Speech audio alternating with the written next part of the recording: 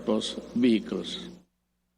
Our economic managers have seen infrastructure investment as an effective tool to help spur high growth, attract investments, create jobs, and achieve financial inclusion for all Filipinos.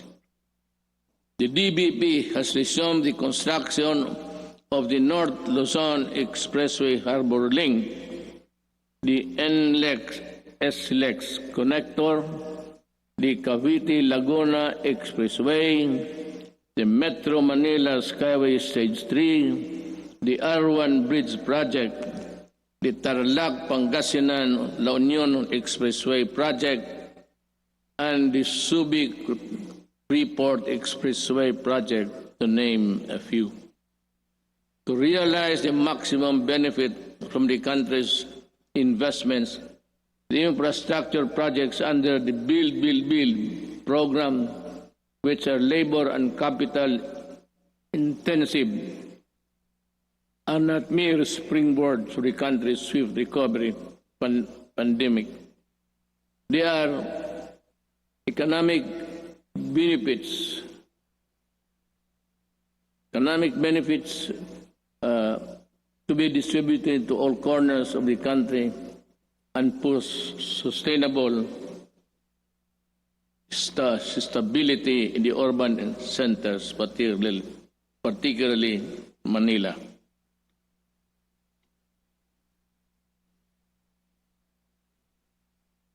The TESTA launched online mode of livelihood and skills training. There are 71 free online training to help upskill trainees for the right opportunities. I asked TESDA to come up with special training programs to retool our OFWs so they can find employment opportunities here and at home.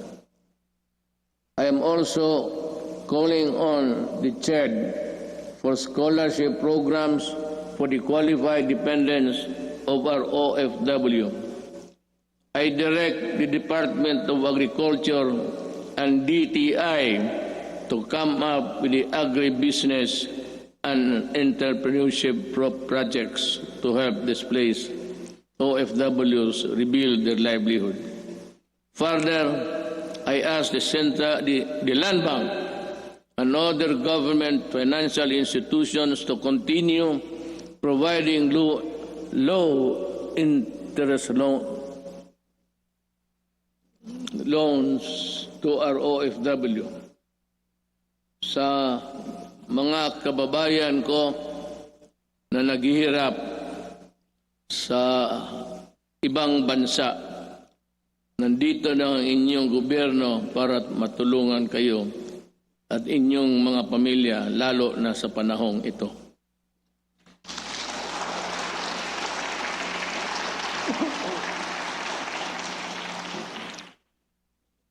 The government will intensify its efforts to help businesses, especially micro, small, and medium enterprises, or MSMEs, by providing responsive government assistance and services capitalization and business operation support as we adapt to the next normal.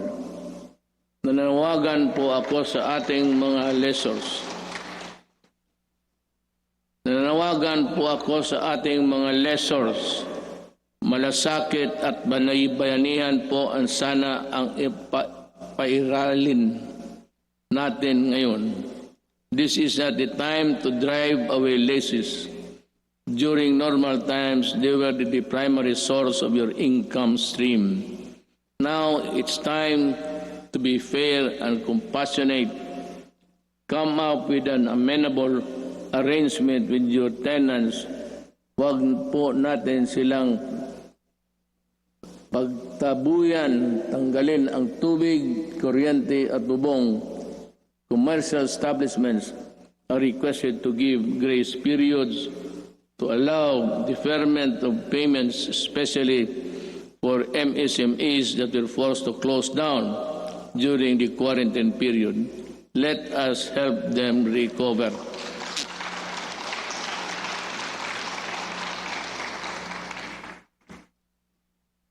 We pump prime the recovery and rehabilitation of the MSMEs.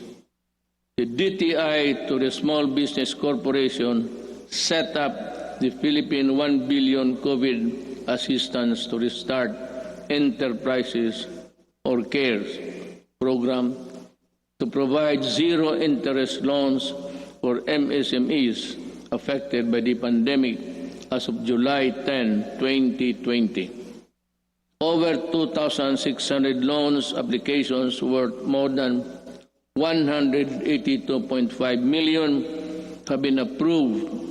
We are optimistic that this initiative will help our MSMEs stabilize and recover from their losses.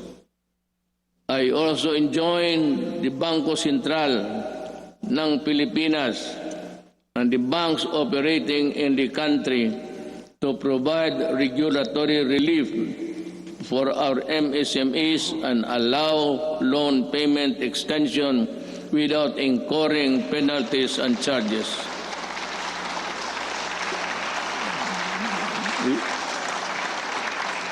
We need your help to prevent the collapse of companies saddled with accumulated amortization and payables caused by closure of their businesses at the height of the strict quarantine periods.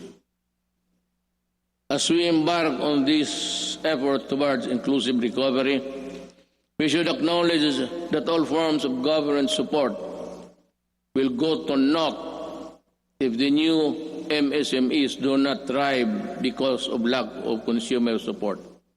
Ito ang panahon para suportahan natin ang ating mga kababayan na nagdinegosyo at gumawa ng mga produktong sariling atin. In the same manner, in tourism and recreation industries, which are among the hardest hit by the pandemic, count on our full support while we slowly try to put the fun back in your local travels.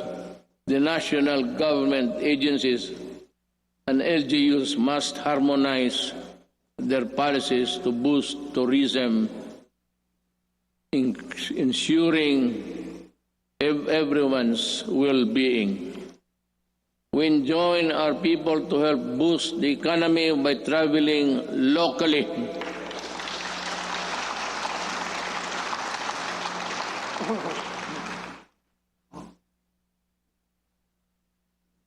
Local na lang. Once the necessary system are in place. The DOST offers its enterprise technology upgrading program to enable businesses to access training that will help them transition to online and contactless operation. Now more than ever, we need to protect our consumers. I direct the Department of Trade and Industry to ensure the empowerment of Filipinos on consumer rights and coordinate strategies between public and private organizations in building a fair, safe, resilient, and sustainable economy. There are welcome developments for commerce and industry, but major economic activities take place in borderless environment with the meager regulatory controls. They expose consumers to various risks related to security, data, privacy, and misrepresentation. We must patrol the country's cyberspace and enforce online consumer and data protection and privacy laws. We must run after online scammers and those undermining the people's trust on the online transactions. We must continue to protect Filipinos in the normal and remind the world that we are responsible stewards of data. I am committed to protect both physical and digital lives of our law-abiding countrymen.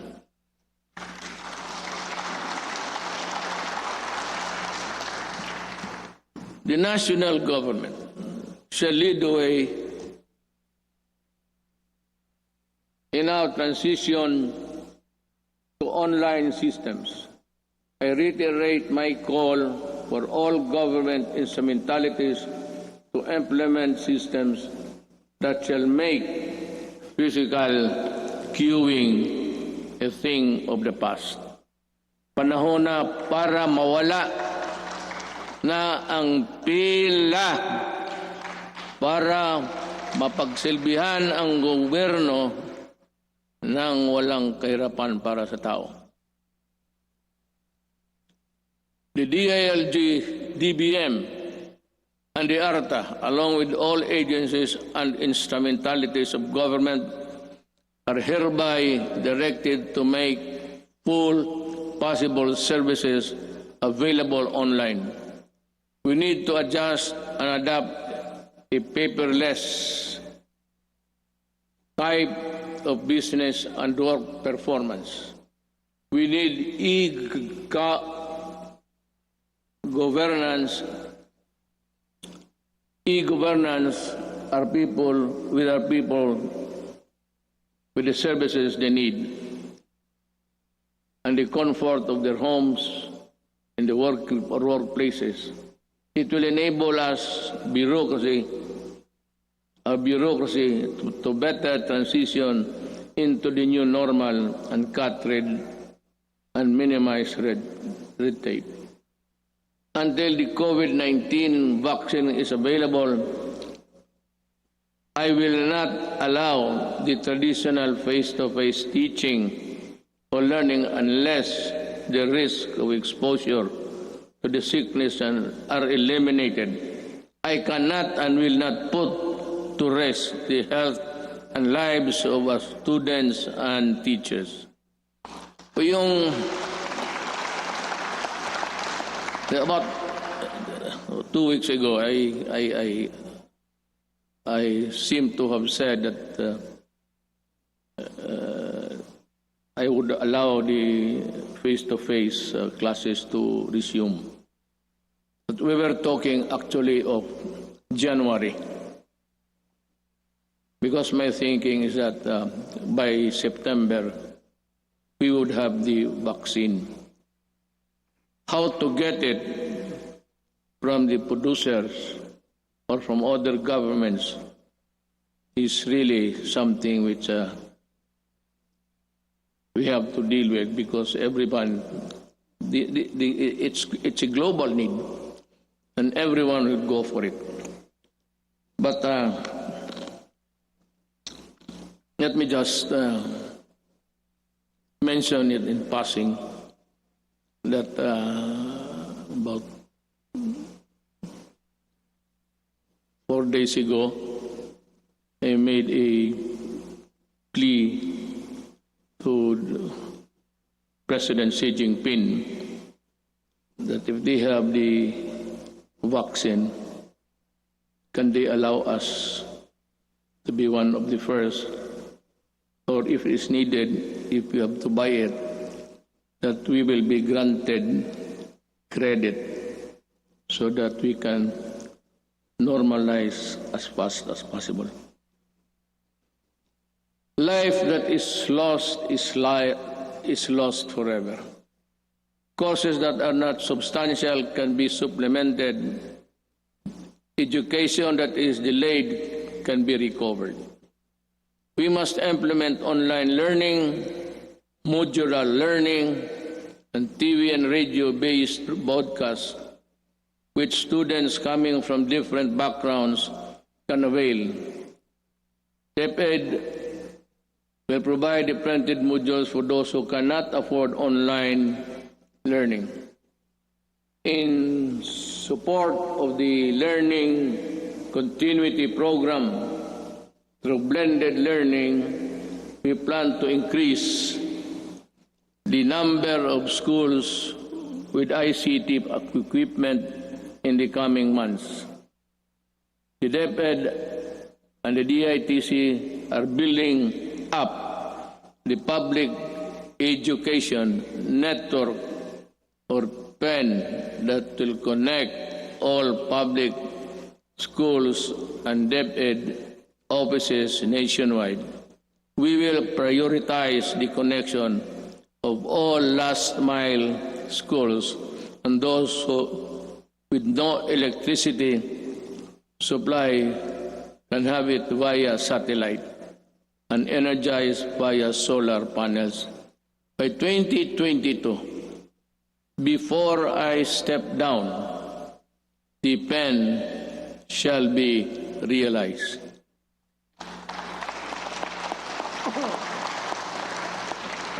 I'm referring to the program. I will do it. TV frequencies reverted back to government for whatever cause or reason shall not be used exclusively to the exclusion of other persons or other dummies to cope up with the demand of the next normal. This will be used to provide uninterrupted quality education to our children in our shift to e-learning. I am directing Secretary Guevara, Secretary de la Peña, and Secretary Onasan in collaboration with Secretary Briones and Secretary Abisado, together with Secretary Dominguez, to come up with an integrated program and implementation mechanism to ensure that these TV frequencies are fully utilized by government through the facilities of the PTV4 for the utmost benefit of the Filipino people.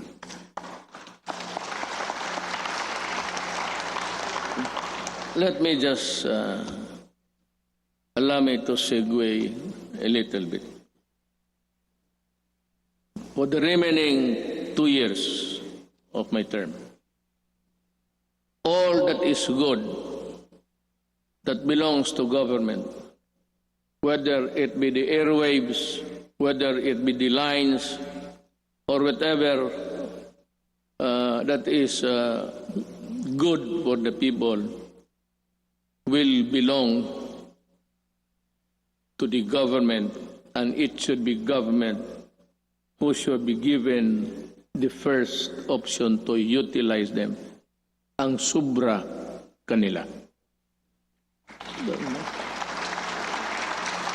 I call on our communication companies to improve their services lest we be forced to take drastic steps to address the less than deal service that the public is getting from you. Alam mo, sisingit na lang ako dito. I am sometimes you are a government pictured to be weak and incompetent because we cannot really force our mandate.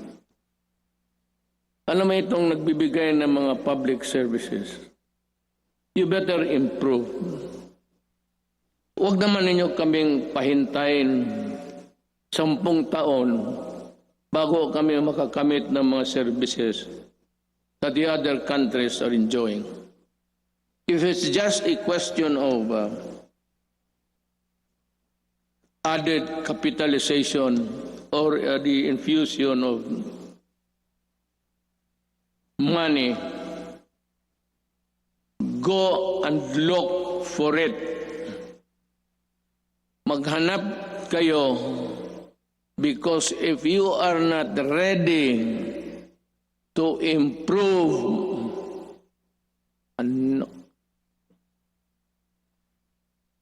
I might just as well close all of you and we revert back to the line telephone.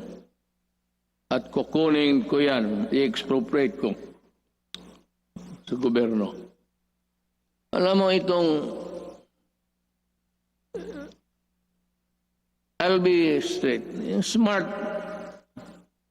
Pati itong Globe, ilang taon na ito. At ang sagot palagi sa akin, the party cannot be rich. Nasaan pala pumunta yung yawa na yun?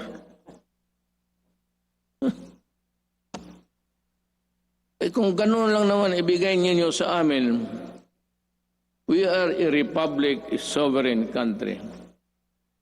Bear that in mind because the patience of the Filipino people is reaching its limit. At I will be the one to articulate the anger of the Filipino people. And you might not want what I intend to do with you. Kindly improve the services before December. I want to call Jesus Christ to Bethlehem. Better have that line cleared.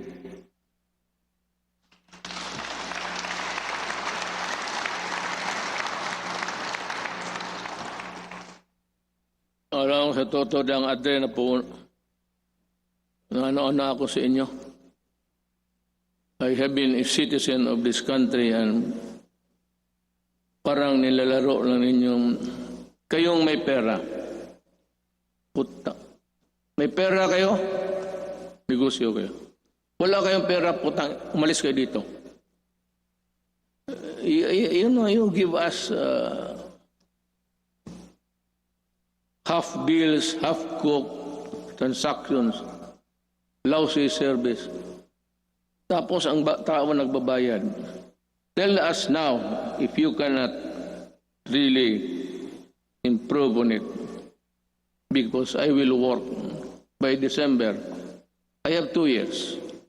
The next 2 years will be spent improving the telecommunications of this country.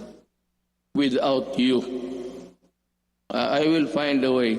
I will talk to Congress and find a way how to do it.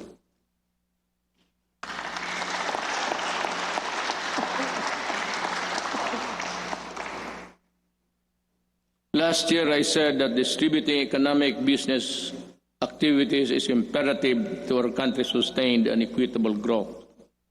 Today, I reiterate that statement. I issued Administrative Order Number 18, directing concerned agencies to strengthen the development of special economic zones in areas outside Metro Manila.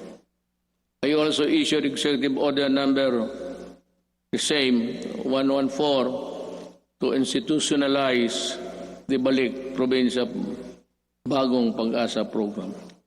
This consolidates and refocuses existing economic and social welfare programs, activities and projects toward the countryside. It is also an international agency council headed by Executive Secretary Salvador Medialdia, which will create a framework for the effective implementation of the project. Kung hindi ninyo ako naiintindihan sa sinabasa ko, mas lalo ako.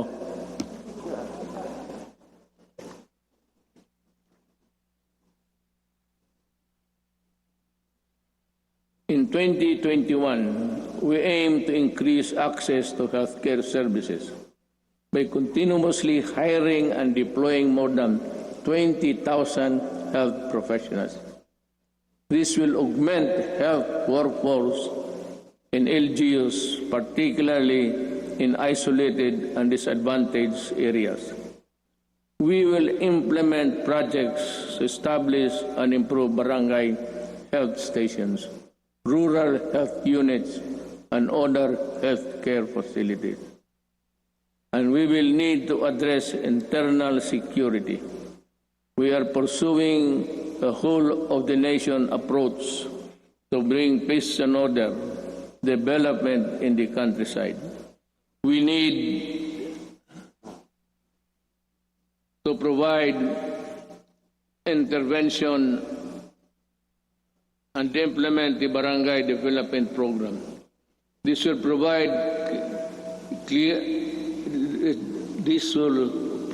cleared and threatened communities. This refers to a program where the armed forces would play a vital role in the one nation approach. This is what it's meant by this. And that every agency of the government, including the armed forces of the Philippines, should participate.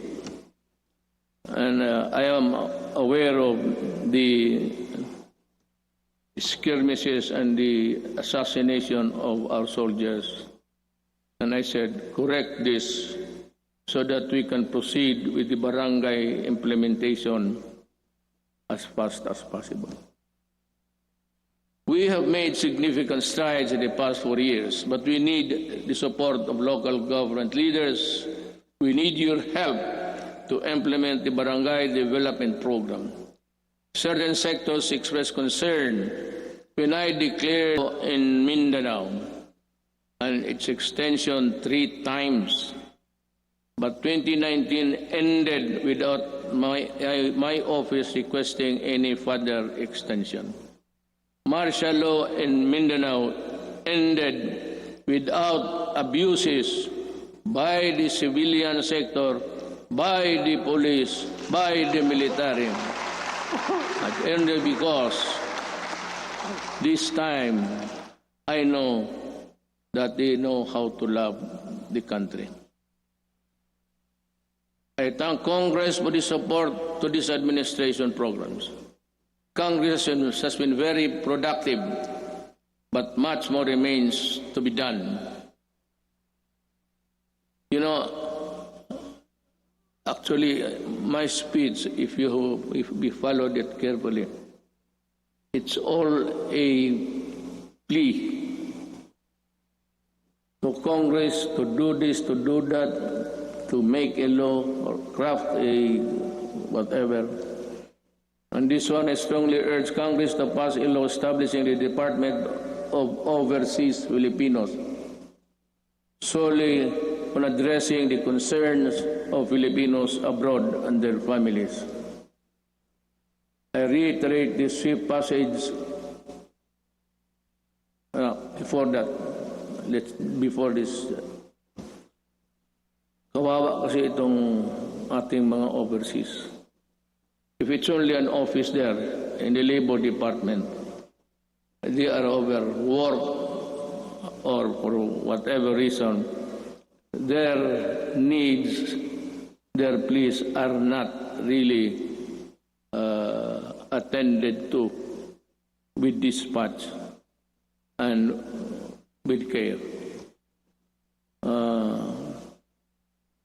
Yung OFW, pati itong ano ngayon, ito yung sinabi ko kanina, I will go for it. We will need it to help them. I reiterate the swift passage of a law reviving the death penalty by lethal injection for crimes specified under the Comprehensive Dangerous Act of 2002. I did not hear so much clapping, so I presume that they are not interested. Wala kang...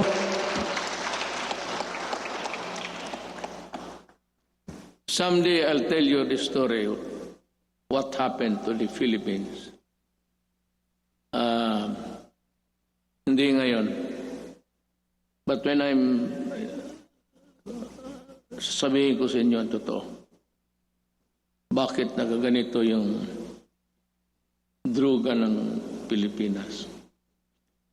Why the drug syndicates continue to operate just like the countries of Colombia, Mexico, and it is being played inside the national penitentiaries. Para tayong talagang binababoy tayo. Sabihin ko sa inyo. But this is not a time for storytelling. Sona kasi ito. So, dito na.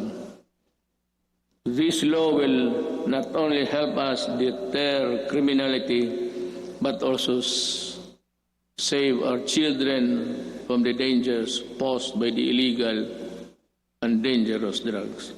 May I be allowed with the indulgence of the body? Itong bakit talaga ako galit sa droga.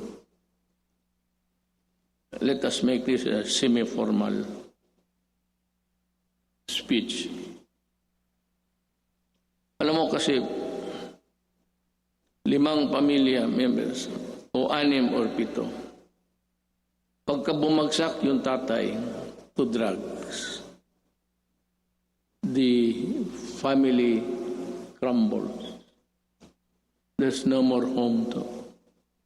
Druga, and if he's receiving his salary, nagtatrabaho sa pantalan, 300 a day.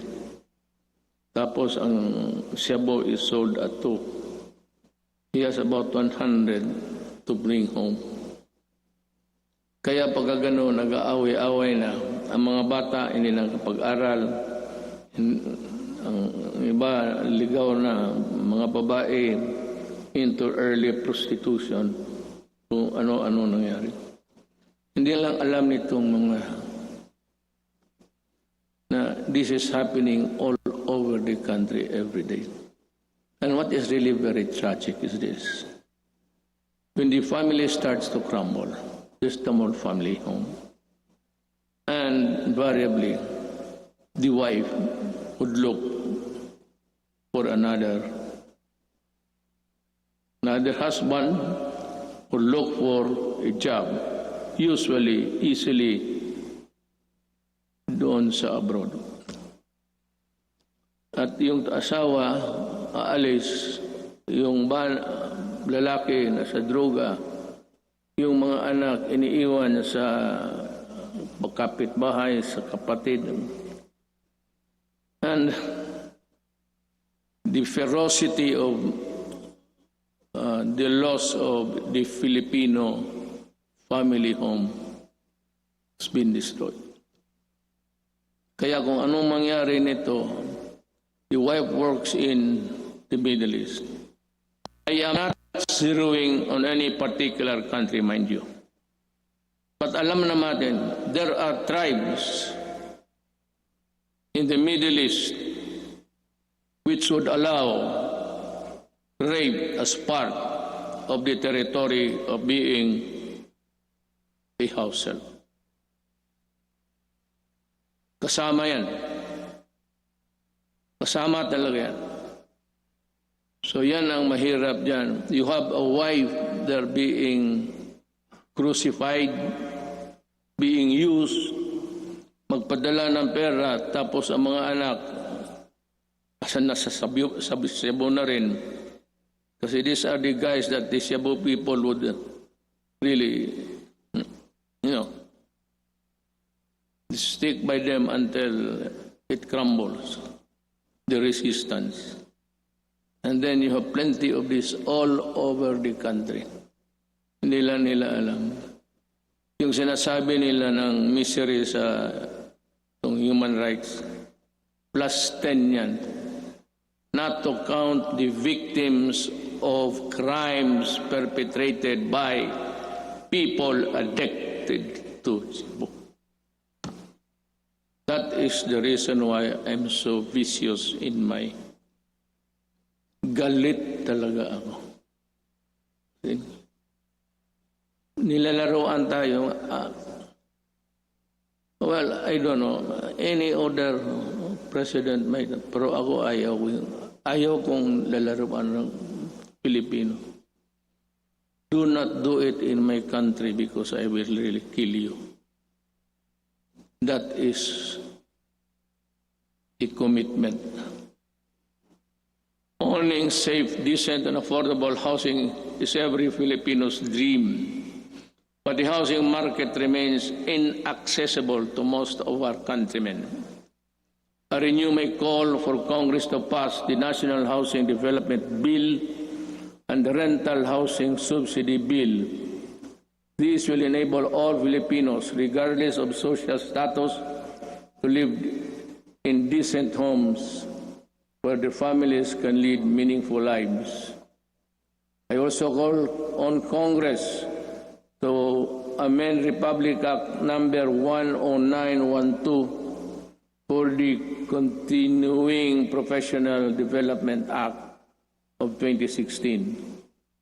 In this time of great pandemic and forthcoming reconstruction requiring professionals to undergo seminars is burdensome and not realistic. This must end. Ito pang isa. May mga profession. Singit ko na lang lahat to tell this is to inform the nation. May mga profession na they would require, I think it's the nicest, they would require them to come to Manila to retrain and for another round of expenses. Itong mga seminar na ito, dapat mahinto. I don't know in other provinces, but during my time sa barangay expeditions ng mga opisyal, hininto ko rin yan. And which reminds me, I will act on this also due time. We hail our health professionals as heroes. Now is the time to pass the Advanced Nursing Education Act and the law instituting the Medical Reserve Corps. COVID-19 will not only be the last pandemic. We need to create National Disease Prevention Management Authority to better respond to future outbreaks. We count on Congress to full support. You can just let it remain for a while in the Department of Health kung wala pang pera, but you have to expand the services. It would also entail a little bit of money, but not really as much as expensive when you set up a department. In the long term, we are looking into the creation of the National Disease Prevention and Management Authority to better prepare for the pandemics, protect lives, and allow development to proceed even in the worst of times. We are counting on the full support of Congress for this critical, important endeavor.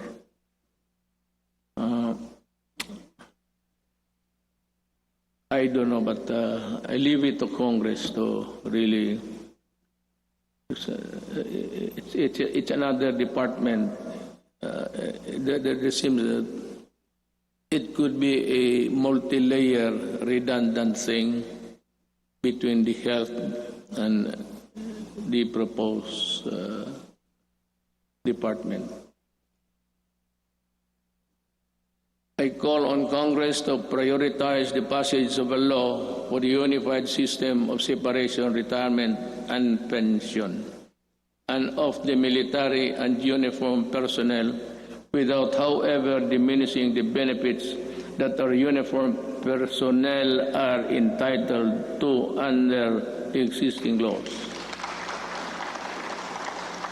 there is a need to adjust the pension system, which will be applicable only to the newly hired uniformed personnel, so as not to cause a ballooning effect against the budget of the military in the years to come, and yet maintain the pension benefits those already in service under the present law. This issue needs a solution now. Umpisa natin ngayon para hindi na maging problema sa sunod na mga taon.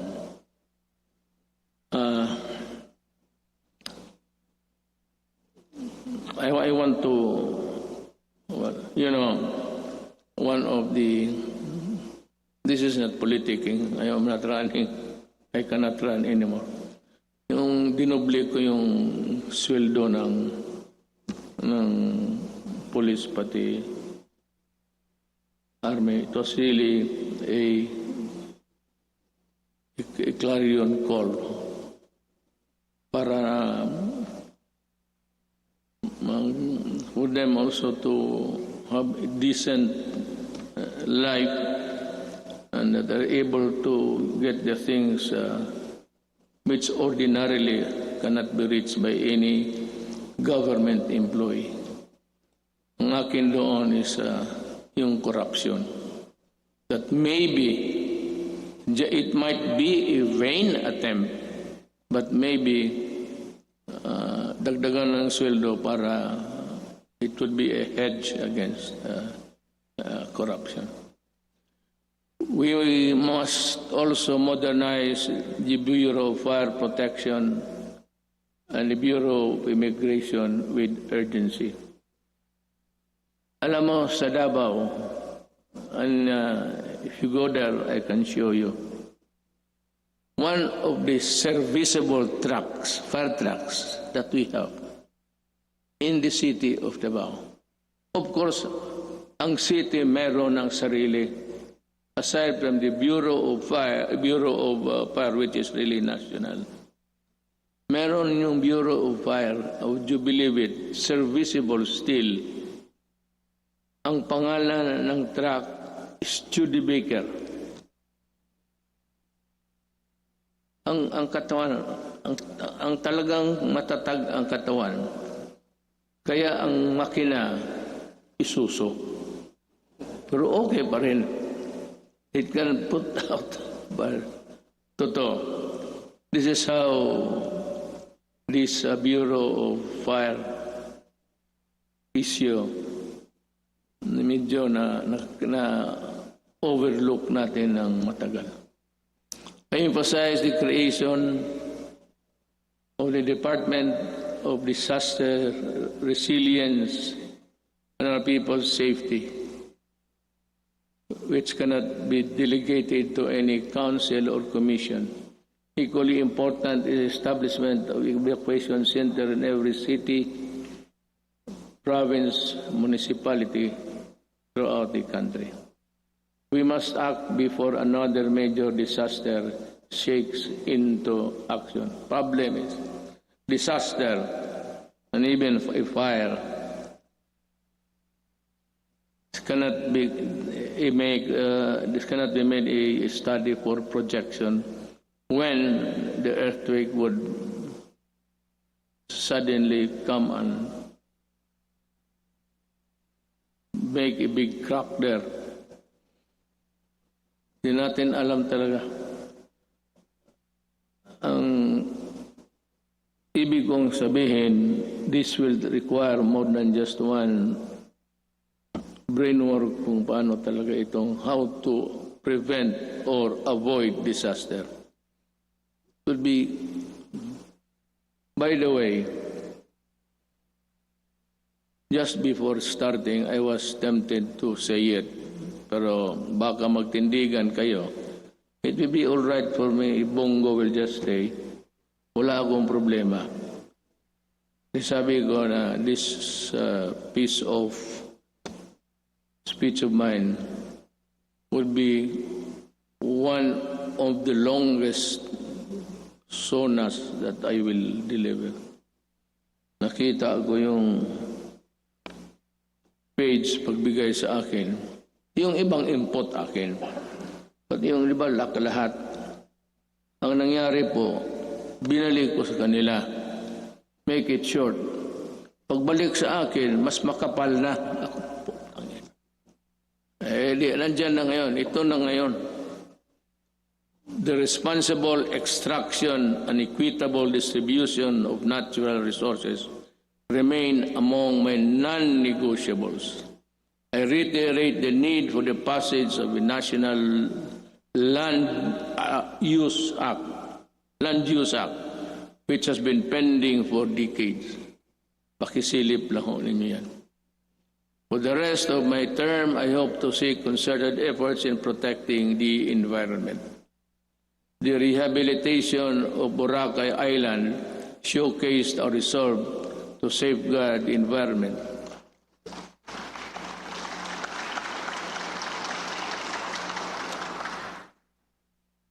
Boracay is doing well because of its scenery. If it's only a coconut and a black sand, white sand and water, wala yan. Pero you add the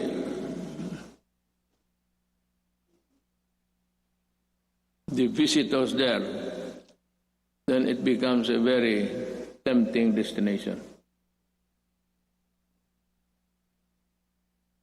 We have seen remarkable emergence of the island back to its former glory. I want this sustained. I ask Congress to enact a law creating, importante ito, the Boracay Island Authority, or BIDA. We need it. I cannot stress enough the importance of agriculture. The growth of our economy depends on a robust agricultural sector. We must utilize the coconut, we must utilize the coconut levy for the welfare of our coconut farmers and the development of our coconut industry. I urge everybody, both of the executive department pati ito, that ito yung pera na nakuha doon sa sequester. And itong perang malaking ito, gagamitin ito for the welfare of the farmers. The problem is, we can no longer trace who are the farmers of yesterday. Marcos is a distant star. We do not know. Ako alam ko because we had a little piece also that was covered by the land reform. Hindi na natin malaman kung sino ang may-ari. So I think Congress should look, fund, tulungan natin ang ating mga magsasaka pagka hindi mawawala yung pera, bilyon yan. Diyos ko po. Well, anyway, we have learned so many lessons along the way. I am also requesting Congress to pass the Rural Agricultural and Fisheries Development Financing System Act. We aim to provide adequate, accessible, and affordable food for every Filipino through the Plant program. After the build, I think this is easier to achieve. A few good men, few good regional directors, DAR, and dedicated workers down below could make this thing a success. Mas madali ito kaysa build. Ito plant lang. It is more of how you try to convince the farmers to cooperate government. for their benefit. This 66 billion agricultural stimulus package will help the agricultural and fisheries sector recover. I hope so.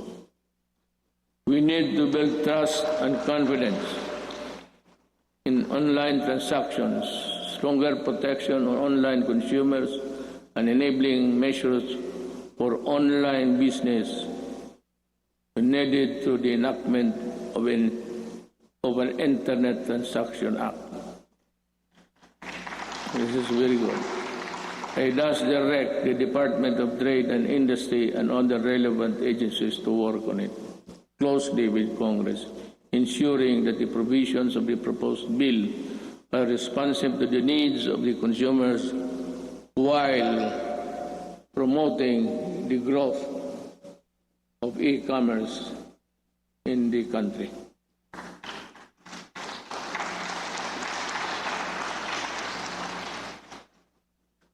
If you are tired of clapping, you just say so I can make a shortcut. Pabilisan lang. On the path of better governance, we travel with other partners, both old and new, have helped bolstering the antiquated public health system, for bringing home a load of Filipinos overseas, for filling in supply gaps for crucial medical supplies and equipment and staple food. For these and many more, the Philippines thanks all friendly nations. We will never forget your kindness and your timely support.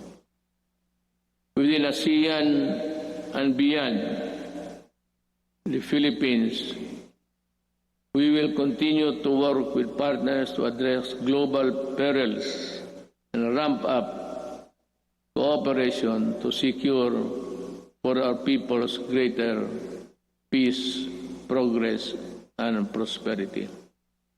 The Filipino nation claims its rightful place in a community of sovereign states. Thus, we will continue to pursue an independent foreign policy. Let me be very clear about this. May I cut my prepared speech? Alam mo, I read little over 3 weeks or last month na the Americans intends to go back to Subic. I'll just put on record my thoughts. I have nothing against America. I have nothing against China. But if you put bases here, you double the spectacle of a most destructive thing. Just like Manila during the Second World War, during the retaking of this city, it was one of the most devastated cities in the world. Kaya maglagay-lagay ka ng base at this time. This will ensure if war breaks out, because there would be atomic arsenals brought in. This will ensure the extinction of the Filipino race. We work without fail to protect our rights in the South China Sea, neither beholden nor a pawn to anyone. We broaden the boundaries of Philippine diplomacy. We build productive ties with everyone willing to engage us on the basis of equality and mutual respect. And we redefine our relationships with our most important partners, placing the country in a far better position to advance our interests in an evolving regional order and emerging global problems. Now,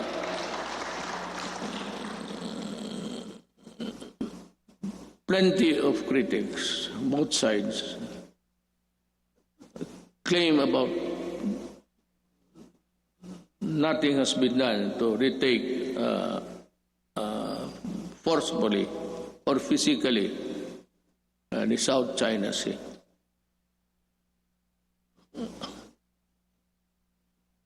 Alam mo, unless we are prepared to go to war,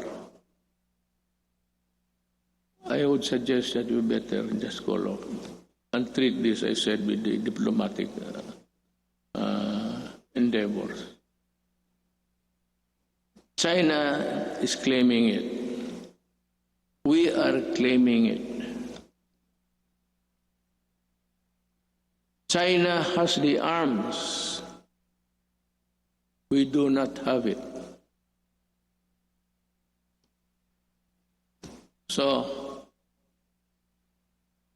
it's simple as that. They are in possession of the property. You remember property, your lawyer property rights. They are, it has nothing to do with the Philippine laws on property. But it's akin to, they are in possession. So what can we do? We have to go to war. And I cannot afford it. Maybe some other president can, but I cannot. Inutil ako dyan, sabihin ko sa inyo. And I'm willing to admit it. Talagang inutil ako dyan. Walang magawa. I cannot. The moment I send my Marines there at the coastal shores of Palawan, tinamaan ng cruise missile lahat yan. Hindi pa nga set sail yan eh. Sabog na. Let me see again that the victory in a global battle against COVID-19 would take longer than we expect. Everyone's cooperation is needed. I know that you have, the Filipino people, have sacrificed a lot, but we have no other choice but to work together and to do even more. I must admit that our actions have been far from perfect. Totoo yan. I admit it. And there could be improvements here and there. But all of us in government, including myself, assure you that we will not stop until we get things right and better for you. I know that many of you are worried not only about health and safety, but also about our ability to move around and ride public transportation.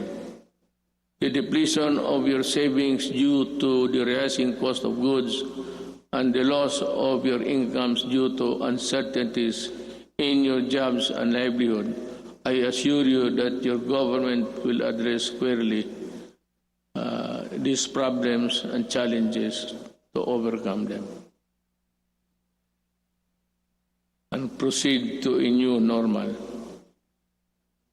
Marami ho talagang mawawalaan ng those for a middle income.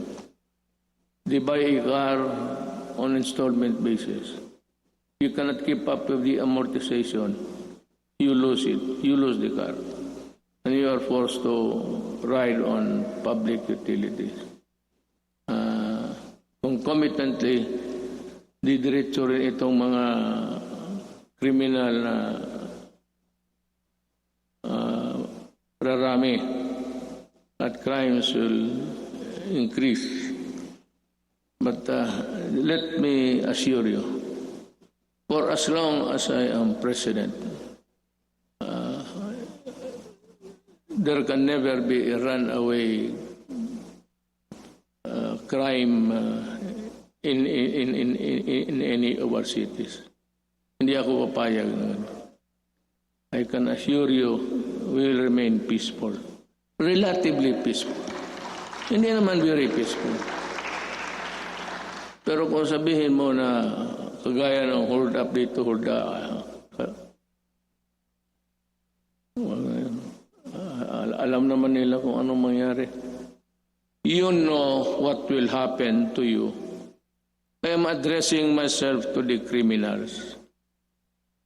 You commit hold-ups, you commit rape, you commit all sorts of things, and you harm the public, then kaaway mo na ako. Pag bumalik kayo sa dati, kagaya noon, patok-patong na naman ang patay dito. Sigurado, hahanapin ko kayo. Do not ever go back to your old ways. Maghanap na lang kayo ng anong trabaho dyan. Magtiis kayo. To open up the economy to pre-COVID-19 levels at this time is not an option because whatever good it can produce will only be gobbled up or be outweighed by the bad it will generate sometimes. Haste makes waste. The recent upsurge of infection, when you open little windows of resumption of business, is proof of that. I am happy that I have talked to you today. You know, in other places, they opened up too early, too soon. America is one. China, well, fortunately, it was arrested on time. China and the rest, for those who open up, and those who do not follow the protocols of at least the World Health Organization, they are suffering. And they have at least 140 deaths. And America, kukulang sila lahat. No nation on earth was really prepared for COVID. No amount of preparation because that kind of microbes visits about once every 100 years. Wala man yung mga tatay natin. What they suffered was Second World War. But tayo, we are not ready and therefore we will not gamble with the lives and health of the people. Certainly no one would want to end up in the negative side of the equation. Not me, not us. All I ask is that you continue to put your faith in your government and work with us in achieving what is best for the country and our people. Together, let us do, mahirap basahin kasi dito, the most that we can to ensure that this health, safety, and well-being of every Filipino, especially those severely affected, are taken care of. Together, we shall fight this pandemic with the same fervor as our campaign against illegal drugs, criminality, insurgency, and corruption in high places, and entrenched parochial interests. As a government worker, I am addressing each and every Filipino that the government cannot do this without your help. More than ever, we need to reinvigorate the deep-seated Filipino spirit of pakisama and malasakit within each and every one of us. We are being tested as a people and as a nation. Worse times loom ahead. But I do hope that this spirit of solidarity and unity will serve as a drumbeat to which we shall march in unison in our quest for the light at the end of the tunnel. I appeal to each and every Filipino, let us take care of one another. Ito ang panahon para magtulungan, hindi panahon para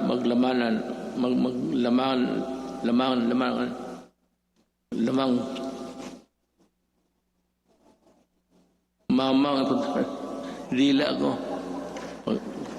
hindi maglamang at pagkakaisa. My faith in the Filipino innate patience, resilience, and determination to bounce back is unwavering. Let us share our blessings with those who have little and those who have none.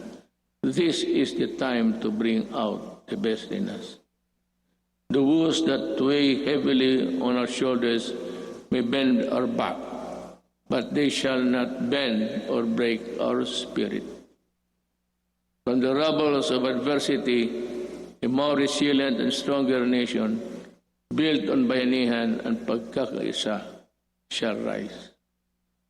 Together we shall overcome. Before I pardon the time, but it was really the allotted time for my speech, I would just like to give a statement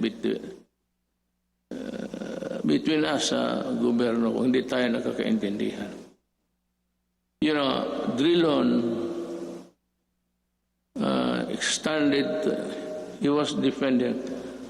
I would like to ask Drilon, were you a part of Accra when this contract of Ayala Water was being drafted? And why are you fumigating? Bakit? Kasi ikaw lang ang galit. Nasabi mo na dynasty. You are a hypocrite. You know that you cannot pass an anti-dynasty law. Ikaw nandyan sa Congress, ikaw ang mauna dito. But you know, to take it against me for protecting my country is something which I really resent. Alam mo, you describe using the dictionary the synonym ng mga oligarchy, kung ano. Then you proceeded to characterize everyone, every name, and then said that oligarchy is not bad at all, because not all oligarchies are bad. True. But ito, to my countrymen, the oligarchy that exists in this country is the oligarchy that existed during the Spanish time. And the Spanish lands and the friar lands and all the benefits that were passed on to the insulares who did not go back to Spain or to the Spaniards and into their... But that was long ago. It has been forgotten. This is the oligarchy that controls the Philippines by what? By taking control of the water and the electricity and power. Yan ang oligarchy mo, Drilon. Wala nang oligarchy dito except that they have control. Look at how can you now craft a new contract? Because I would insist that you pay the billions and billions that you collected. For example, water treatment. Oh, nandyan sa kontrata. It's in the billing. They've been collected. Since 1997. Ilang bilyon na nga wala ni isa. Not even a faucet was built for a water treatment facility. Yan ang mahirap sa... You do not protect the oligarchs here. You are the one. Ikaw lang mag-isa. And I suspect that you were also the one or help when you were there in the Accra. We do not even know ang mga abogado sa public documents. Hindi nga alam. Hindi nga alam kung nakagraduate ba o hindi. Wala. Would you think Ayala would get the services of those? Ayala got Accra. Accra did it. Ikaw galing ka doon. Most of you, more successful lawyers sa corporation. You handle big corporate. Yan ang mahirap. O, bangga tayo dito. Hinawakan ninyo eh. Hindi ka pwede kayo. Kita mo, noong nag-increase, walang tubig, pinuputol yung tubig. Ang tao, bumigay kasi hindi pwede yung tayo di maligo. Hindi uminom. Electricity, ayaw mo mag-increase. O ayan, wala ka. Palaging brown out lahat.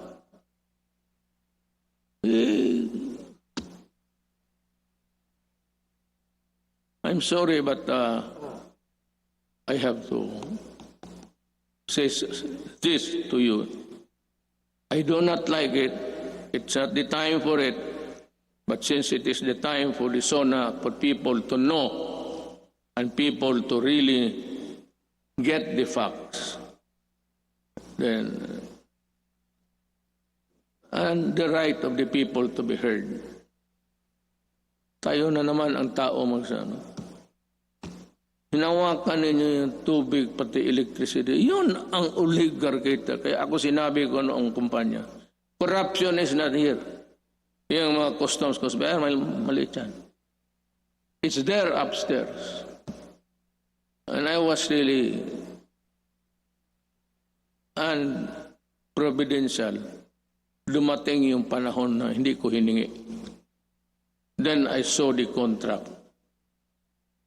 Nung nakita ko yung contract na, saka yung linya na yung choice, yung linya ng it belongs to government. The best of the transmission lines, whatever, government gets it first before anybody else. Thank you. I am true.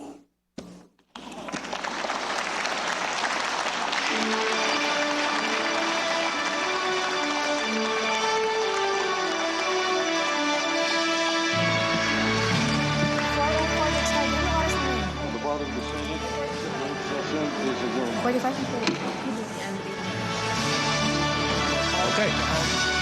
Yan po. Okay, yan po ang natunghayan ang mensahe ng Pangulong Rodrigo Roa Duterte sa kanyang Sona, mensahe sa taong bayan. Tama naman ang sinabi ng Pangulo, no, na ang bill na gagawa para pagbawalan ang political dynasty. There you have it, the fifth State of the Nation address of President Rodrigo Roa Duterte, wrapping up just now after an hour and 41 minutes. It's one we'll never forget because of this period of unprecedented uncertainty. And as expected, the chief executive detailed the way forward amid this COVID-19 pandemic. Let's listen in to part of what he said. We live in a troubled time. A dream of prosperity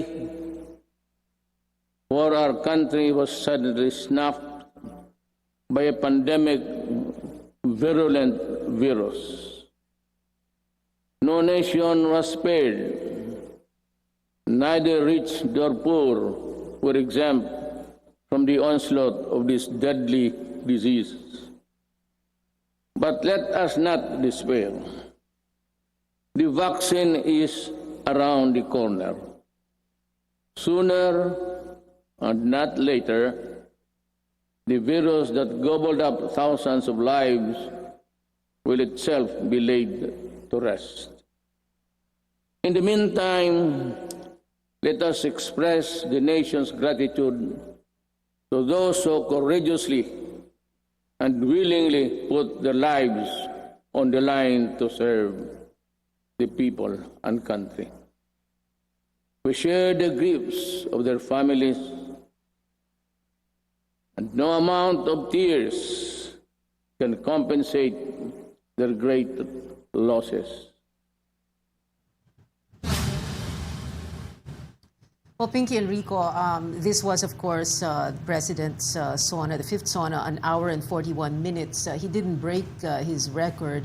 In 2017, it was a 2-hour speech that he delivered there at the Batasan. It is an hour and 41 minutes. Relatively short, well, compared to the, well, hindi naman, 2018 kasi 48 minutes. But for me, there are just some 6 points that I thought really stood out. First of all, that announcement he made, no, about how he was going to go after Globe Telecom. He said Globe. He said, kung ganoon na lang, edi ibigay niyo na lang sa amin. He was complaining about the service, the telecom service, and he said, and we quote, "You may not like what I will do, improve your services by December." And this is, of course, just happening just after the Ayalas had weathered that crisis when the president was going after Manila Water, which the Ayalas own, and Maynila, the two water companies that service Metro Manila and surrounding areas. The other second thing that really stood out was that the president was calling for the reinstatement of the death penalty by lethal injection. I wonder if you remember the very last person who was put to death by lethal injection was Leo Echegaray. That was back in February 1999. And for the longest time, there was that long, drawn-out debate about whether we should have the death penalty. But now, the president saying that we need this for drug-related charges. And in a way, parang masasabi natin, tototohanin na niya talaga yung sinabi niya, which he always says in all his speeches, and he said it again today, and we quote, do not do it in my country because I will really kill you. The third point that he really went for was his appeal to lessors to not to drive away lessees or tenants to and he said, wag natin silang pagtabuyan, please give grace periods, especially for the MSMEs. Let us help them recover. We need your help to avoid a collapse. The fourth point, when he talked about, well, he did say that he's going to allow face-to-face teaching and classes in January 2021, but he said now that unless there is a vaccine, and then he talked about how he was confident that his appeal to Chinese President Xi Jinping about an access by the Philippines, by the country, for vaccines would not fall on deaf ears. The other one, the fifth point that I think really stood out was, well, this came out early in the speech. He went after an opposition senator, Frank Drilon, which he usually does. No, he goes after someone in the opposition, and he talked about how Senator Drilon was attacking his family because of the quote-unquote oligarchy. And he asked Senator Drilon why he was defending the Lopezes. Of course, this is related to the vote of the House Legislative Franchises Committee to deny ABS-CBN its renewal of its franchise. So what was interesting was more than an hour after he talked about this at the start of his speech, he goes back to this about 10 to 15 minutes before he ends the speech, and he talks again about Senator Drilon and asks Senator Drilon if he was part of ACRA. That's one of the country's leading law firms, which the president said helped draft that Manila water contract. So bumabalik na naman siya doon sa yung ikinagagalit niyang kontrata sa Manila Water at Maynila. Remember, a few months back, he was talking about how the contract should be changed, how they have been onerous, etc. The other thing, and the last thing that really stood out was itong marami siyang sinasabing kailangan i-create, no? Like halimbawa, a National Disease Prevention and Management Authority. This is related to the fight against COVID. A Bureau of Disaster Resilience and People Safety, the Boracay Island Authority. And then he also talked again about reiterating an appeal for the National Land Use Act. What's interesting here is that this is something that has been pending for about a decade, but he said this back in 2017 during his SONA before Congress. So these are the, of course, apart from the usual statements that he made about the fight against this pandemic, thanking frontliners and everyone who had helped to combat this virus. So for me, these are the things that stood out. All right. Pinky? When we talk about COVID, of course, at the latter part, Rico, the president was saying that government's efforts are far from perfect, and he assured the public that they will not stop until we do things right and we do them better. Also, before that was about China. He talked about China, and he said that they are in possession, so what can I do? The president used this word again, inutil ako. I heard him say that also in the past as well. Apart from what Pia was saying, well, she mentioned SMART and Globe. Well, also that the tourism industry needs to be there needs to be a boost in local tourism. The president's urging everyone to travel locally. And of course, the assistance, I'm sure you're going to want to talk about this with the MSMEs, which also Pia touched on, the lessers na nawagan siya. Sabi po niya, ang kailangan ngayon, malasakit at bayanihan ang pairalin. There has to be some sort of amenable arrangement with the tenants, which, a lot of people actually really talk about kasi nagkakaroon sila talaga ng problema with this. And of course, the OFWs also, sabi niya, scholarship. He's talking about scholarship for the children of the displaced OFWs, and also looking into calling on TESDA to look for programs for OFWs as well. And quite surprising that he used the word inutil again. And is he really giving up the fight in terms of the Philippines claiming part of the South China Sea? We'll have to ask our analysts about that. Right. If the Philippines can still put up any kind of opposition in trying to gain anything back from China, because it's not only the Philippines, but you also have the likes of Vietnam, you have Brunei, and other countries in Asia who have claimed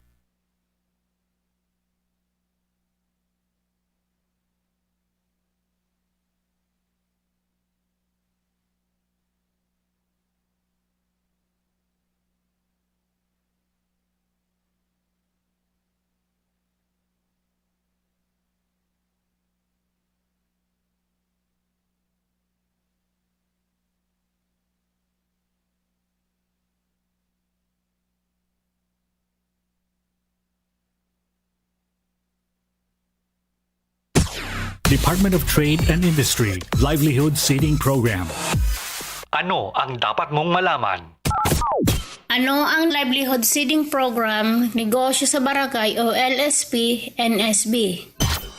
Ang programang ito ay tutulong sa mga micro, small, and medium enterprises na malubhang naapektuhan ng COVID-19 pandemic. Layo ng programa na makapagbigay ng business advisory and assistance at livelihood kit na nagkakahalaga ng 5,000 to 8,000 pesos. Para sa karagdagang detalye, tumawag sa DTI COVID-19 P3 ERF hotline number 8651-3333 o mag-email sa bsmed@dti.gov.ph. A public service announcement from PCOO, DOH, KBP, and this station.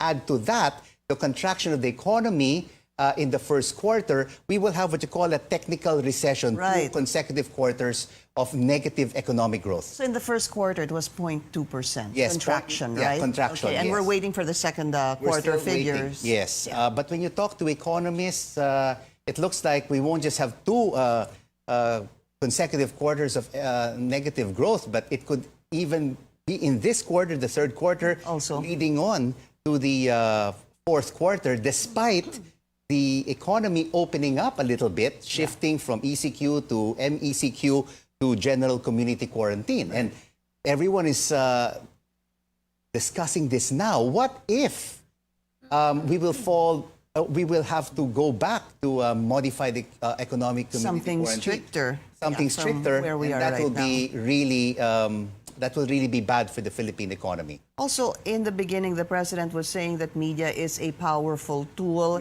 in the hands, he said, in the hands of oligarchs. And he actually said, like the Lopezes, and that he said that I am a casualty of the Lopezes during the 2016 elections. This, of course, coming up because of that edited video and speech of the president in Holosulu, where he talked about oligarchs, and when the presidential spokesperson Harry Roque was being asked about who the president was referring to, the secretary was referring to, he said the president was referring to the Ayalas, Pangilinans, and Lucia Tan. This is the first time that I heard him, well, we heard him say that in the hands of oligarchs like the Lopezes. And, Pinky, Pia, let's hear exactly what President Rodrigo Duterte said during his speech about the Lopezes. Let's listen in. Media is a powerful tool in the hands of oligarchs like the Lopezes, who use their media outlets in their battles with political figures. I am a casualty of the Lopezes during the 2016 election. A casualty of the Lopezes, and of course what happened during the House panel a couple of weeks ago, ABS-CBN basically has lost its franchise to operate. That's right.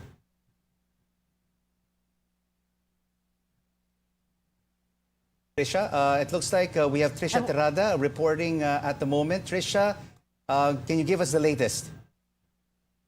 Well, Rico, it was quite really a strong open for this year, Sona, if I may say. The president has actually started with a short statement about the pandemic. Then he proceeds to, of course, his remarks against Senator Franklin Drilon. But I'll go back to the pandemic first. I think one of the important highlights about this would be the president revealing that he recently spoke to Chinese President Xi Jinping, asking if the country or the Philippines can be prioritized as soon as China gets the vaccine against COVID-19, because the goal, of course, is to normalize as fast as possible. And then the president shifts to Senator Franklin Drilon. He accuses Drilon of defending oligarchs, the Lopezes to be exact. The president is particularly upset about how Drilon linked oligarchy and the political dynasty, dragging the names of his children, Sara Duterte and his sons, of course. The president essentially, like what I think he mentioned earlier,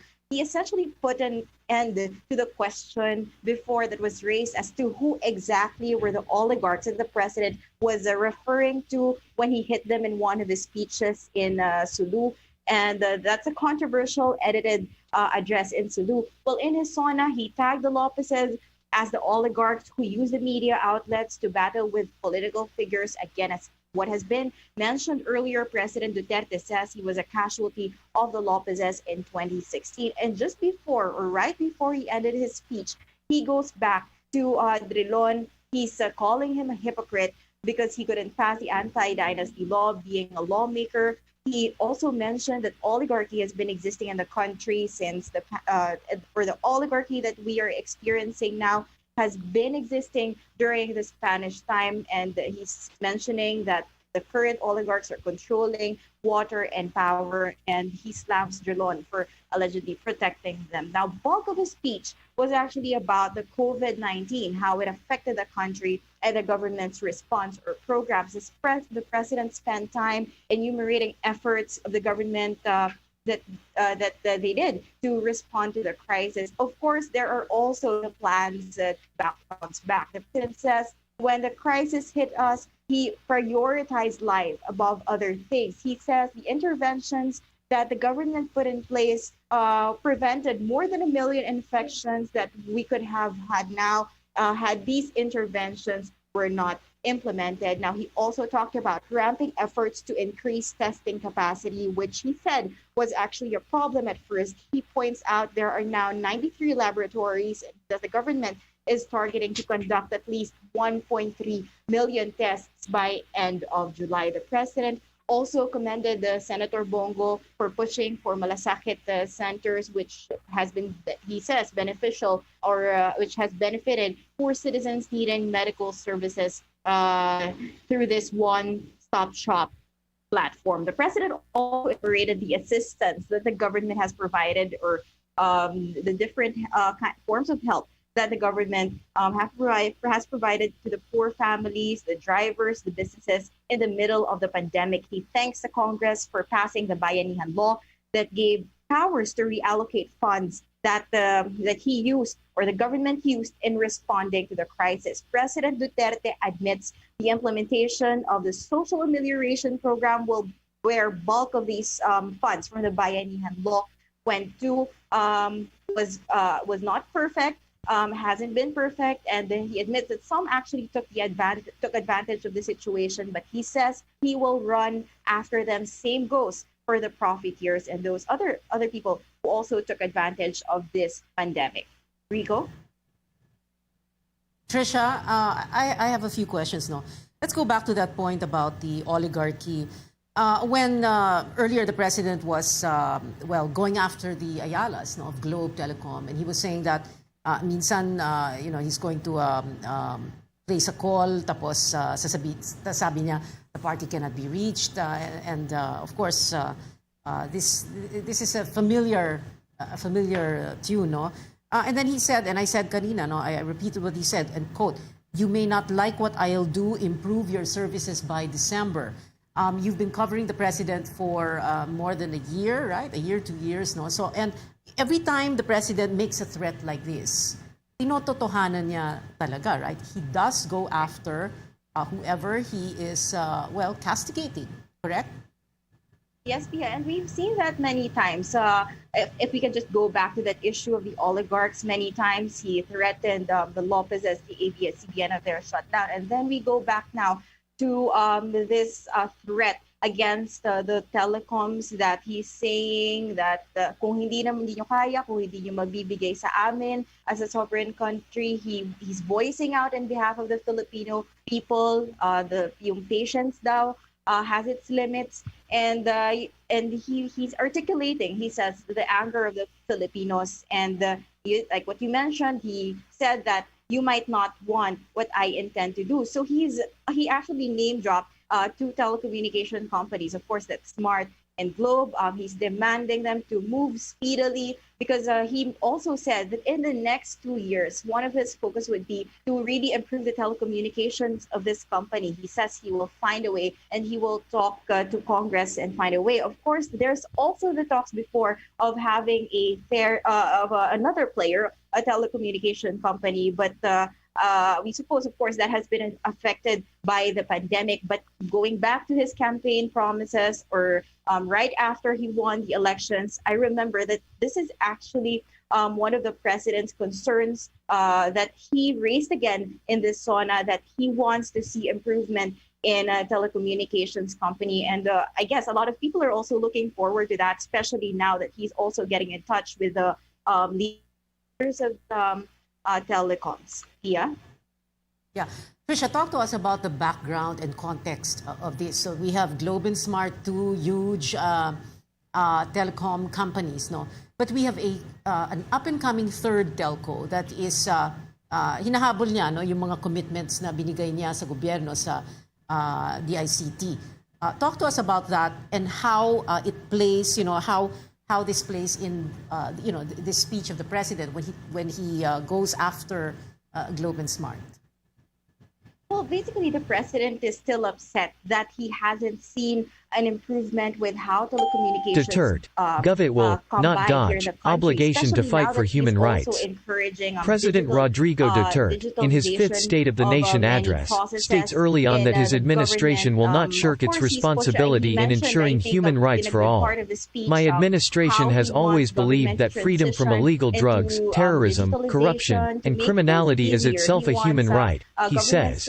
An NBSP, less than P greater than less than BR greater than less than P greater than less than P greater than less than HREF equals https://cnn-philippines.com/news/2020/7/27/27/deterred-2020-sona-human-rights-drug-war.html rel equals Nupener Norifer target equals _ blank greater than less than strong greater than read more less than strong greater than less than a greater than less than P greater than. To get an update on that as to how things would be. We know that this has been granted to Dennis Uy of Udana Corporation. So we have yet to see how things will unfold for the third telecommunication company, especially now that we are in the middle of a pandemic. So It's still in the pipeline, but for now, we're looking forward how things would unfold in the coming days, especially that they roughly have a few months before December, the deadline of the president for the two telcos to improve their services. Yeah. All right. Thank you. That was our Trisha Terada. Thank you, Trisha. As we said, the president talked about what the administration has done for Filipino families and what it plans to do to help overseas Filipino workers amid this COVID-19 pandemic. Let's listen to the president in his own words. Over 4.3 million poor families benefited from the Pantawid Pamilya. Over 92.2 million beneficiaries received subsidies under the unconditional cash transfer program. Duterte orders government use of untapped TV frequencies for e-learning. President Rodrigo Duterte orders several cabinet officials to ensure the government can freely use untapped television frequencies. In his fifth State of the Nation address, he says this will give the government a wider reach in its efforts to carry out online learning, as he reiterated that no face-to-face classes will be held without an available COVID-19 vaccine. Less than P greater than less than BR greater than less than P greater than less than P greater than. Earlier this month, a lawmaker said the government should use the former television and radio frequencies of ABS-CBN after its franchise renewal bid was rejected by congressmen. An NBSP less than P greater than less than P greater than less than BR greater than less than P greater than less than P greater than less than HREF equals. Read more https://cnn-philippines.com/news/2020/7/2077/seven/tv-frequencies-online-learning.html. rel equals Nupener Norifer target equals _blank greater than less than strong greater than read more less than strong greater than less than a greater than less than P greater than. OFWs rebuild their livelihood. Further, I ask the Land Bank and other government financial institutions to continue providing low interest loans to our OFW. Sa mga kababayan ko na naghihirap sa ibang bansa, nandito na ang inyong gobyerno para matulungan kayo. And this was President Rodrigo Duterte during his fifth State of the Nation address. He mentioned about helping Filipino families, creating a department for overseas Filipino workers, and of course providing low-interest loans to Filipino overseas workers who are currently being challenged by this ongoing health crisis. For more analysis of that 1 hour and 41-minute speech by President Duterte, we're joined once again by our resident political analyst, Dindo Manhit. Dindo, thank you so much for joining us on the program. Share with us among the many issues that President Duterte discussed during his Sona. What really hit you? What made an impact on you with everything that he said? Good evening, Rico. What struck me is that I've mentioned it earlier before the speech of the president, that we are in a public health Duterte asks crisis. Congress to pass Bayanihan 2. President Rodrigo Duterte urges the Congress to pass the second version of the Bayanihan law to speed up the country's recovery from the coronavirus pandemic. This health emergency stretched the government's resources to its limits. I hope that they can give the same treatment of clarity, purpose, and the fastness to support the passage of Bayanihan to recover as one act, he tells lawmakers witnessing his speech. Read more. That are needed to intervene with regards to the economic recovery. But it's quite sad that there seems to be that's why I use the word disconnect. We could have spent more time on the reality that we have actually hit 80,000 or 82,000 as of this afternoon active cases in our country. Highest in Southeast Asia. Mm-hmm. And I would have hoped that we would spend more time on it than really being more divisive The start of the Sona was focused on still ABS-CBN, the oligarch, while the president was trying to end his speech, asking us to be united as a nation, goes backward again, tax, Senator Drilon and this law office. So you would have wanted, maybe again, are we the audience, or maybe the audience are the constituency of the president? But if we will deal with this crisis, this public health crisis caused by this virus, we need really whole of society working together. So is it possible, Dindo, that he did not give a specific roadmap because he'll just leave it to his economic managers to come up with all the details in another forum, or to the ex-military generals who are currently running the show at the moment to come up with the specific details?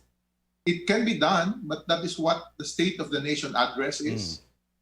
Identify the challenges, give us a roadmap that will really get people to support it, and be hopeful that this is the plan of government. Hopefully, the next few days, I agree, Rico, that maybe government will be clearer in that direction. But that's what I believe the general public, even his own strong constituency of the president, would really like to hear. We've been challenged by late testing. Now we're seeing the rise. What will we do in terms of contact tracing? Have we harnessed data science? Have we harnessed epidemiologists to really help us deal with the reality? Because all these challenges that will be brought about by this pandemic that will really affect our economy needs to go back to its root. This is a health crisis. We need to spend more time on dealing with this health crisis, and side by side, balance it with the demands of our economy to ensure that the livelihood and the jobs of these ordinary people can really be recovered as we slowly open the economy back from GCQ.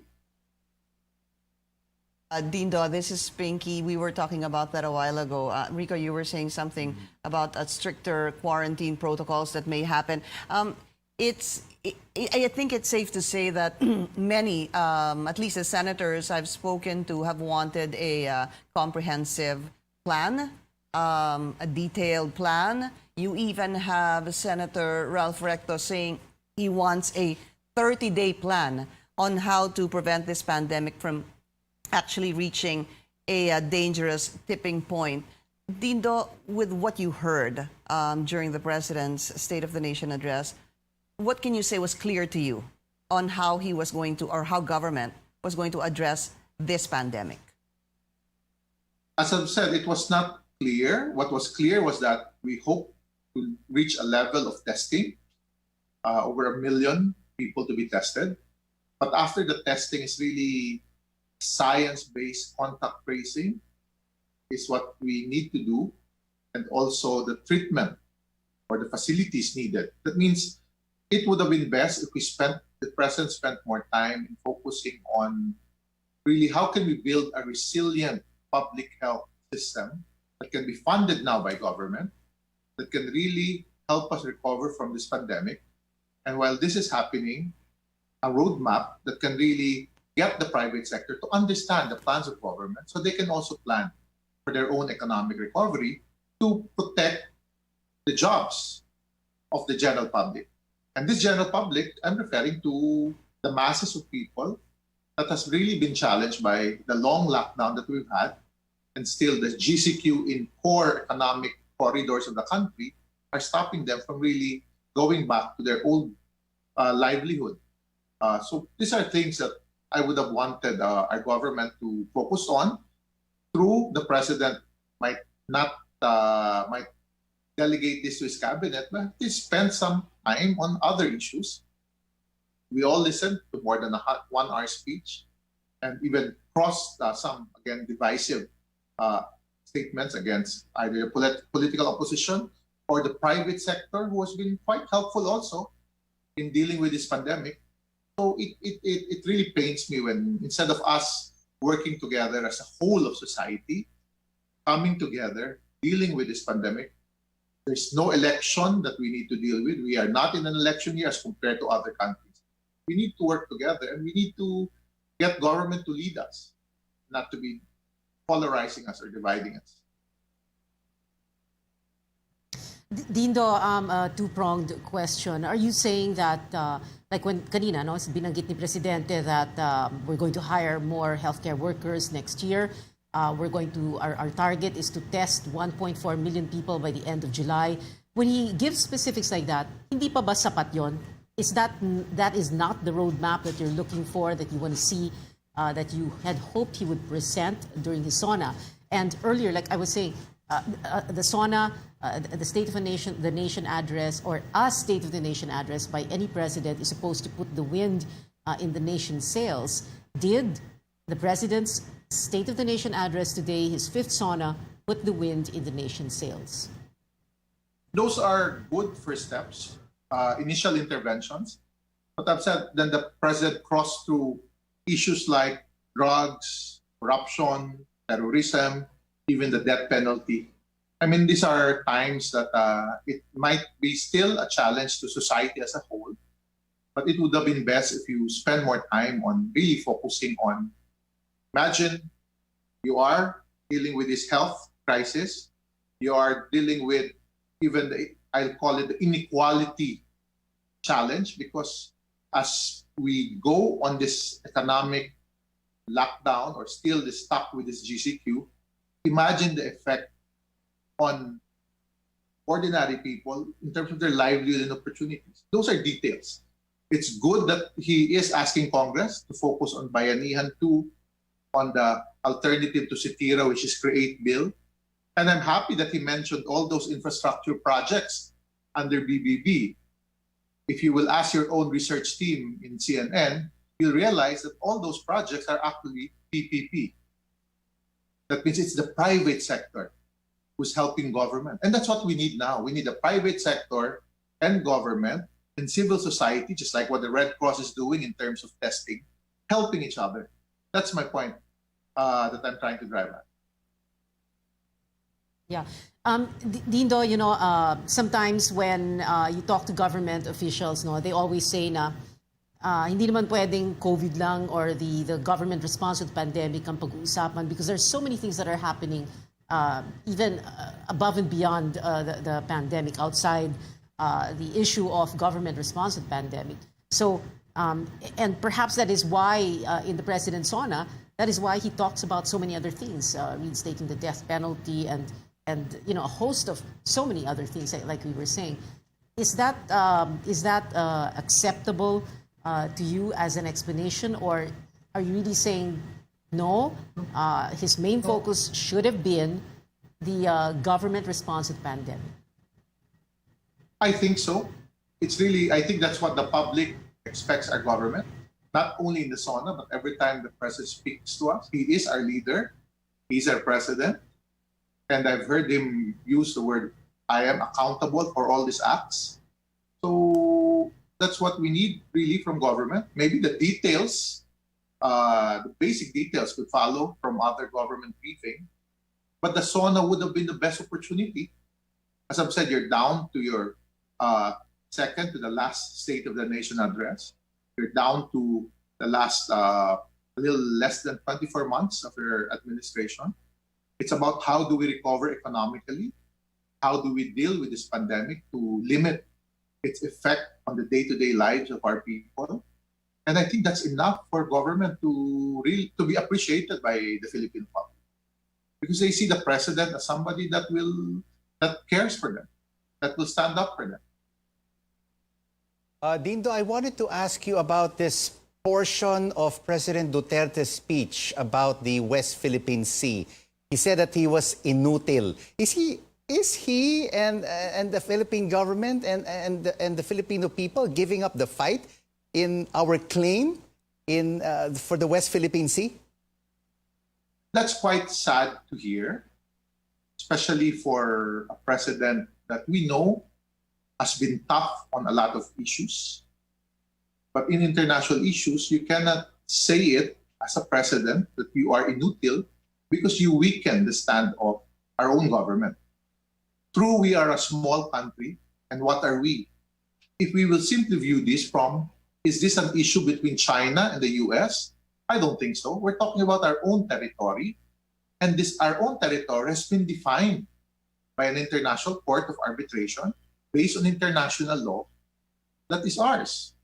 And what's good with it, the side. RPN Radio Philippines Network, Radyo Ronda, DZBS Baguio, member kapisanan ng mga broadcaster